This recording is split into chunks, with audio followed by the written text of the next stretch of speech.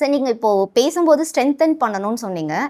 நான் ரீஹேபுக்கு பதிலா நான் ஏன் சப்ளிமெண்ட்ஸோ, மெடிசனோ அந்த மாதிரியான ஈஸி மெத்தட் நான் எடுத்துக்க கூடாதுங்க சார்? ஆமா, அதுதாம்மா புரிதல்ல ஒரு சின்ன மிஸ்டேக் இருக்கு. எல்லார்கிட்டயுமே ஸ்ட்ரென்தனிங் அப்படின்னாவே சத்து மாத்திரை சாப்பிட்றது, விட்டமின் மாத்திரை சாப்பிட்றது அப்படின்னு இருக்கு. அது கிடையவே கிடையாது. சத்து மாத்திரை, விட்டமின் மாத்திரை இஸ் அ பார்ட். ஸ்ட்ரென்தனிங் அப்படின்றது நம்மளுக்காக வேலைக்கு ஆள் வச்சுலாம் செய்ய முடியாது. நீங்களே தான் பண்ணணும். பசிக்குதுன்னா நாம தான் சாப்பிடணும். என்னதான் இருந்தாலும் ஊட்டி விட்டாலும் மென்று நாம தான் முழுங்கணும். ஸோ அதே மாதிரி நீ என்னதான் சப்ளிமெண்ட் சாப்பிட்டீனாலும் ஸ்ட்ரென்த் வரணும் அப்படின்னா நீ எக்ஸசைஸ் பண்ணி தான் ஆகணும். உனக்காக யாராச்சும் மென்று உள்ளே முழுங்கி விடுங்கன்னு சொல்ல முடியாது இல்லையா?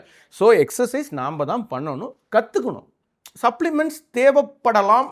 90% சின்ன பசங்களுக்கோ இல்லை சின்ன பொண்ணுங்களுக்கோ less than the age of 40-50 தேவைப்படாது. Above the age of 60 that means post menopause தான் சப்ளிமெண்ட்ஸ் தேவைப்படும். அது வரைக்கும் வெறும் எக்ஸசைஸ் மட்டுமே போதும்.